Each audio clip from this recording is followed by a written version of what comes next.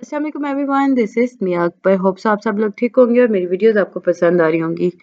आज हम लोग लेक्चर 30 करने जा रहे हैं जीएससी 101 का। उम्मीद है कि आपको पिछले लेक्चर समझ आ चुके होंगे। इसमें हम पढ़ेंगे सेल थ्योरी के बारे में। सबसे पहले हम देखते हैं सेल थ्योरी है क्या।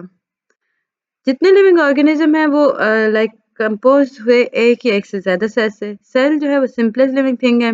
ये बेसिक यूनिट है जी लिविंग ऑर्गेनिज्म का। सेल जो होते हैं बाय डिवीजन अराइज करते हैं लाइक प्री एग्जिस्टिंग सेल से वो रिएक्ट करके बनते हैं। सेल थ्योरी डेवलप कैसे हुई थी? सेल जो थे वो सबसे पहले डिस्क्राइब किसने किया था? रॉबर्ट हुक ने।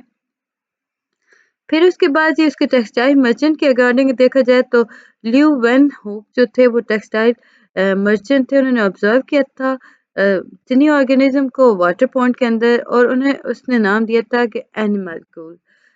एनिमलक्यूल के बाद देखा गया 1809 के अंदर डिलिमार्क ने उससे कहा था कि ये लाइफ का एक बहुत ख़ास हिस्सा है, लेकिन ये सेलुलर टिश्यू का हिस्सा नहीं है, यानी इस पर रिसर्चेज़ हो रही थी। रॉबर्ट ब्राउन ने देन डिस्कवर किया न्यूक्लियस सेल के अंदर। 1838 के अंदर शेल्डन जो थे उन्होंने स्टेट किया था जो प्लांट हैं वो एग्रीगेट करते हैं एंडोवियस सेल्स को। फिर जी शॉन ने स्टेट किया था 1839 के अंदर कि एनिमल टिश्यूज जो हैं वो कंसिस्ट करते हैं सेल्स से। 1855 में विशु ने प्रपोज किया था सेल जो है वो प्री एग्जिस्टिंग सेल से अराइज करते हैं और 1862 में लेविस्पास ने प्रोवाइड किया था एक्सपेरिमेंट के थ्रू और उसने इन सारी चीज़ों को प्रूव कर दिया था। तो सेल स्टार्ट कहाँ से होता है? रॉबर्ट हुक से होता है 1665 से और ये 1862 के अंदर इसे प्रूव कर दिया जाता है। सेलुलर कंपाउंड्स सेल कंसिस्ट करते हैं सेवरल कंपोनेंट्स में। उनमें हमारे पास आता है cell membrane, cell wall, cytoplasm, cytoskeleton, organelles जिसके अंदर न्यूक्लियस और राइबोसोम्स पाए जाते हैं। ये आपके पास ये पूरा आ गया। इसमें सबसे पहले बड़े वाला न्यूक्लियस हो गया, एंडोप्लाज्मिक रेटिकुलम ये पाए गए, माइटोकॉन्ड्रिया पाए जाते हैं, राइबोसोम हो गए, सेंट्रोइड्स हो गए, लिसोसोम्स हो गए, गोल्जी कम्प्लेक्स हो गया और इसमें ये एनिमल सेल था। सेल मेम्ब्रेन जो है ये एक्सटर्नल मोस्ट लेयर होती है जो कि कवर करती है पूरे सेल को बाहर से। सेल मेम्ब्रेन का काम क्या होता है? ये बैरियर के तौर पे काम करती है, एनवायरनमेंट सेल को दूर रखती है, सेपरेट रखती है। इसमें हम देखें तो प्रोटेक्शन प्रोवाइड करती है इनर पार्ट ऑफ सेल्स को। ये बहुत इंपॉर्टेंट फंक्शन है प्रोवाइड करती है, लाइक इसमें वो ट्रांसपोर्ट करती है मटेरियल्स को और मैनेज करती है ट्रांसपोर्ट इन और आउट को। फिर है जी स्ट्रक्चर और function of cell membrane. Structure की अगर बात करें सेल मेम्ब्रेन को डिस्क्राइब किया था फ्लूइड मोज़ेक मॉडल के थ्रू। इसके अंदर बताया गया था कि लिपिड बायलेयर्स होती हैं, प्रोटीन्स होते हैं, कार्बोहाइड्रेट्स होते हैं। लिपिड बायलेयर्स जो होती हैं फ्लूइडिटी प्रोवाइड करती हैं, फ्लेक्सिबिलिटी और transport of lipid like substance. Protein जो होते हैं वो इंटीग्रेट करते हैं मेम्ब्रेन के अंदर और पेरिफेरल्स के अकॉर्डिंग, और हम इसे कहते हैं कि इंटीग्रेटेड प्रोटीन है और पेरिफेरल प्रोटीन्स हैं। कुछ प्रोटीन जो होते हैं वो ट्रांस मेम्ब्रेन होते हैं, लाइक वो इंटीग्रेट कर रहे होते हैं और वो डोमेन के बाहर जाके वो एक्सपोज कर रहे होते हैं इंटरसेलुलर और extra cellular size of the membrane. फिर जी मूवमेंट अक्रॉस सेल मेम्ब्रेन देखा जाए तो कुछ मॉलिक्यूल्स जो होते हैं वो डायरेक्टली पास करते हैं जैसे कि लिपिड्स हो गए। कुछ मॉलिक्यूल्स जो होते हैं उन्हें चैनल की जरूरत पड़ती है जैसे प्रोटीन्स हो गए। कुछ डिफरेंट टाइप्स होते हैं चैनल्स यूज करते हैं, डिफरेंट मॉलिक्यूल्स यूज करते हैं जैसे कि वाटर चैनल हो गया और आयंस चैनल हो गया। सेल वॉल क्या है? ये आउटर मोस्ट कवर है जी ऑर्गेनिज्म का, लाइक सेल मेम्ब्रेन के बाद सेल वॉल आता है। प्रीक्रियोटिक प्रोक्रियोटिक सेल्स फंजाई और प्लांट सेल्स इसके अंदर के पास सेल वॉल होती है, सेल मेम्ब्रेन को वो कवर कर रही होती है। सेल वॉल जो होती है वो आउटरमोस्ट कवरिंग काम करती है। सेल वॉल जो होती है वो टफ होती है, वो रिजिड स्ट्रक्चर होता है। सेल वॉल जो होता है सेल वॉल अगर प्लांट के अंदर देखें तो वो सेलुलोज कंटेन करता है, हेमीसेलुलोज हो गया, पैक्टिन हो गया। फंगस सेल्स जो होते हैं वो उसमें लॉन्ग पॉलीमर्स कलेक्ट किए जाते हैं जिसे हम काइटिन कहते हैं। प्रोकैरियोटिक सेल्स जो होते हैं वो पॉलीमर्स को कंटेन करते हैं जैसे पेप्टिडोग्लाइकन हो गया। फंक्शन ऑफ सेल्स की बात करें तो उसमें प्रोटेक्शन आ गई, शेप आ गई, स्ट्रेंथ आ गई, सपोर्ट आ गई। प्लांट सेल्स जो होते हैं वो दो तरह के होते हैं, सेल वॉल हो गई, प्राइमरी सेल वॉल और स्कैरी सेल वॉल उसमें पाई जाती है। यानी कि प्लांट सेल्स की दो टाइप ऑफ सेल वॉल होती है, प्राइमरी सेल वॉल, स्कैरी सेल वॉल। प्राइमरी वॉल जो होती है वो उसमें सेलुलोज होते हैं, हेमिसेलुलोज पाए जाते हैं और पैक्टिन पाए जाते हैं। सेकेंडरी सेल वॉल जो होती है उसमें सेलुलोज पाए जाते हैं और मॉलिक्यूल्स पाए जाते हैं। उम्मीद है कि आपको हर चीज़ समझ आ रही होगी। काइंडली मेरे चैनल को लाइक और सब्सक्राइब जरूर कर दीजिएगा। फिर है साइटोकाइनेन। साइटोप्लाज्म सबसे पहले हम देखते हैं। साइटोप्लाज्म जो है ये सेमी ट्रांसपेरेंट सब्सटेंस है। इसमें हम प्लाज्मा मेम्ब्रेन को देखते हैं और उसके न्यूक्लियस को देखते हैं। इसमें लाइक ये कंटेन करती है ऑर्गेनिक के अंदर देखा जाए तो वो वाटर, इनऑर्गेनिक मटेरियल के अंदर देखा जाए तो वो साल्ट के तौर पर सामने आती है। इसमें हम देखें तो ये सोल्यूशन में डिजॉल्व हो जाती है। साइटोप्लाज्म जो होता है ये स्पेस प्रोवाइड करता है मेटाबॉलिक रिएक्शंस को, जैसे ग्लाइकोलिसिस। इसमें स्पेस प्रोवाइड की जाती है फंक्शंस को। साइटोस्केलेटन। साइटोस्केलेटन जो है ये बेसिकली फ्रेमवर्क है सेल का। इसमें हम फिलामेंट्स और ट्यूब्यूल्स की बात करते हैं। इसमें 3 टाइप ऑफ साइटोस्केलेटल एलिमेंट्स पाए जाते हैं: microfilament, intermediate filament and microtubules. Microfilament ये जो स्मॉलेस्ट होते हैं डायमीटर के अंदर। इसमें अगर हम देखें तो मूवमेंट ऑफ ऑर्गेनेलीज की बात की जाती है सेल के अकॉर्डिंग। इसमें हम देखें तो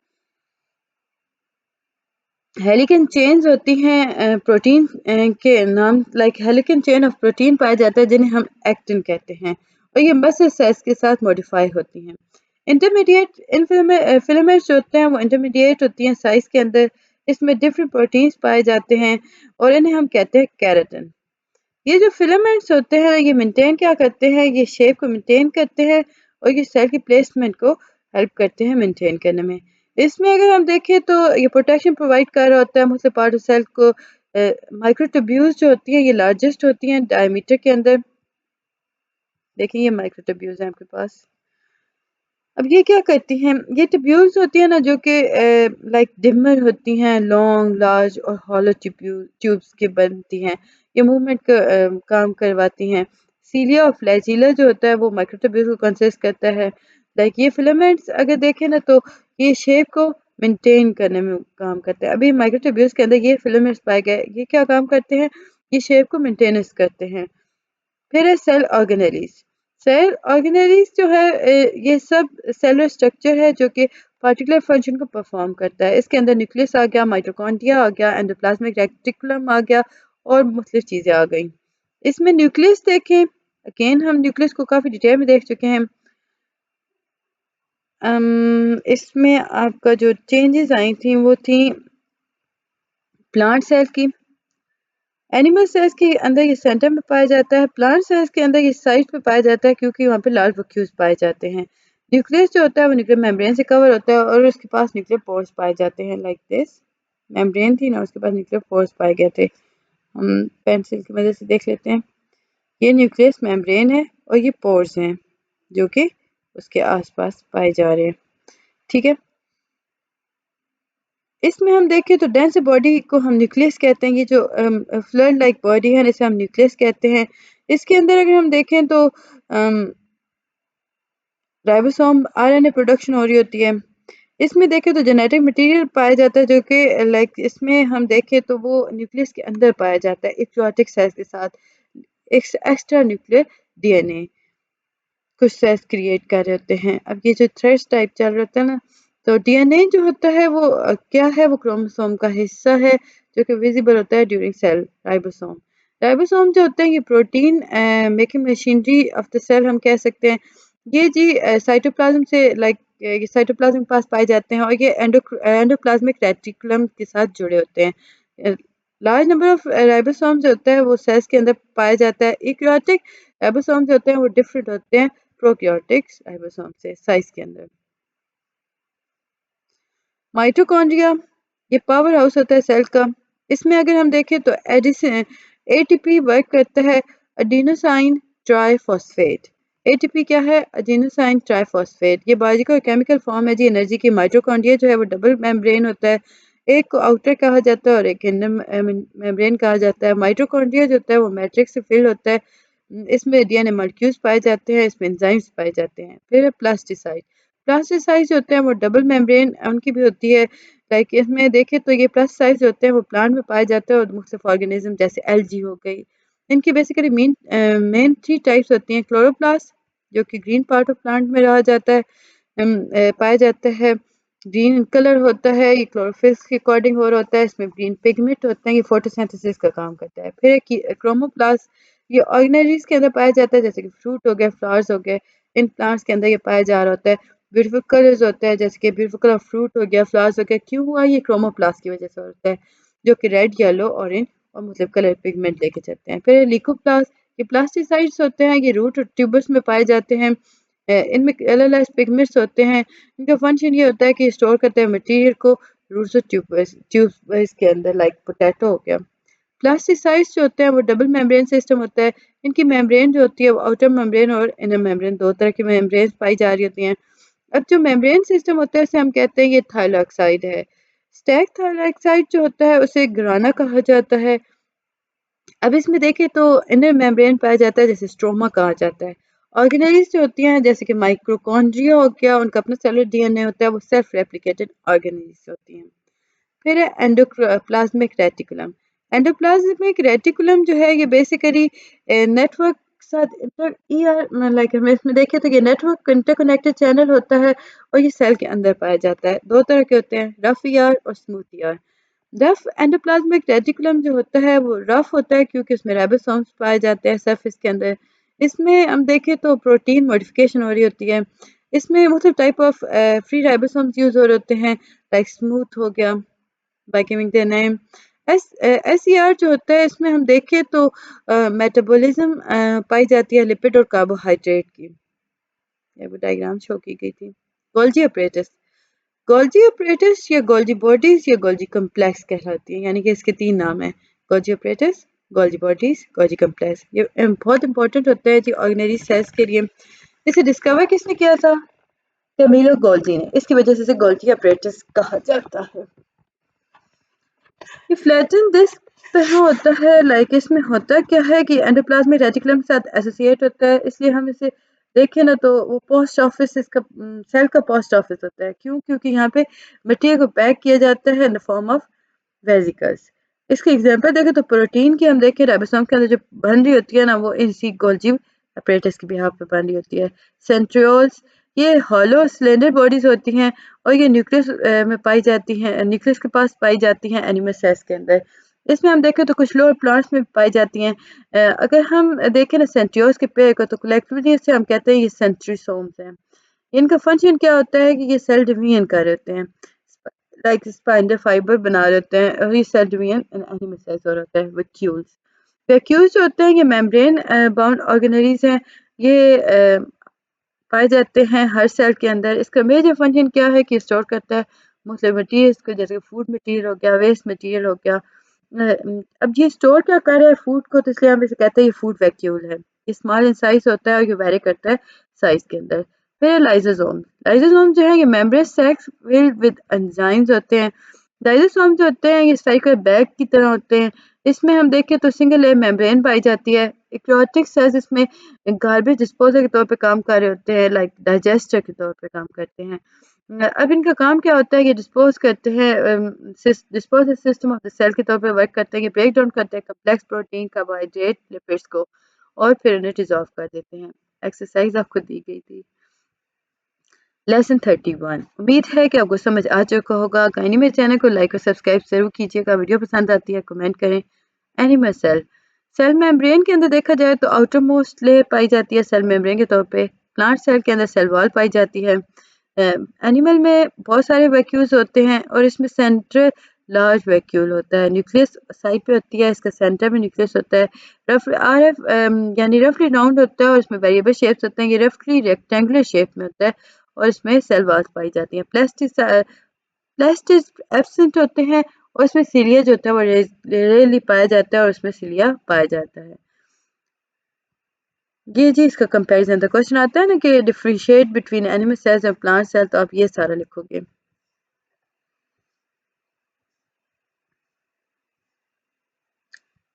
अगर मैं आपको कहूँ तो आप देखें, एक दफ़ा इसे देख लें। कभी कभार ऐसा आ जाता है कि आपको डायग्राम दी जाती है और कहा जाता है कि उसे लेबल किया जाए। सो लेबलिंग आसान हो जाती है। याद रखिए जहाँ भी एक बर्स्ट सर्कल होगा उसे हम न्यूक्लियस कहेंगे, ये आपके समझाने के लिए। ये जो उल्टी सी आपके पास चीज़ें पड़ी हैं ना, इसे हम गोल्जी ऑपरेटर्स कहते हैं। ये जो आपके पास रेड और ग्रीन में, लाइक रेड में अगर हम देखें तो ये माइटोकॉन्ड्रियन है, ग्रीन में देखें तो ये क्लोरोप्लास्ट होते हैं। राइबोसोम ये ब्लू कलर के छोटे छोटे पाए जाते हैं। एक सेल वॉल होती है जो आउटर लेयर होती है। आउटर सेल वॉल के फौरन बाद सेल मेम्ब्रेन होती है और ये वैक्यूल पाया जाता है। प्लांट सेल के अंदर। प्रोकैरियोटिक सेल और यूकैरियोटिक सेल। प्रोकैरियोटिक की देखें तो ये नो डिफाइंड न्यूक्लियस होता है, लेकिन यहाँ पे न्यूक्लियोइड रीजन पाया जाता है। यूकैरियोटिक के अंदर देखें तो ये इसमें डिफाइंड न्यूक्लियस होता है विद न्यूक्लियस मेम्ब्रेन। इसमें कोई मेंबर बोन ऑर्गेनाइज नहीं पाई जाती, स्मॉल इन साइज होता है। सेल वॉल जो होती है वो पेप्टिडो ग्लाइकॉन के तौर पे वर्क करती है। इसमें मतलब वो कंसिस्ट कर रही होती है मेम्ब्रेन। यूकैरियोटिक सेल के अंदर मेम्ब्रेन बोन ऑर्गेनाइज के अंदर कर रही होती है। इसमें ये लार्जर होती है प्रोकैरियोटिक सेल से। इसकी एवरेज जो है वो 20 माइक्रोन होती है एनिमल सेल्स की। बैक्टीरिया की एज 1-2 माइक्रोन इन बैक्टीरिया प्रोकैरियोटिक।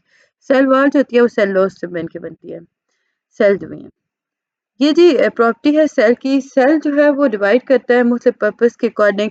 इसमें रिप्रोडक्शन हो रही होती है, ग्रोथ हो रही होती है, रिपेयर क्या होता है वो टिश्यू का। दो टाइप होते हैं, सोमैटिक सेल और जर्म लाइन सेल।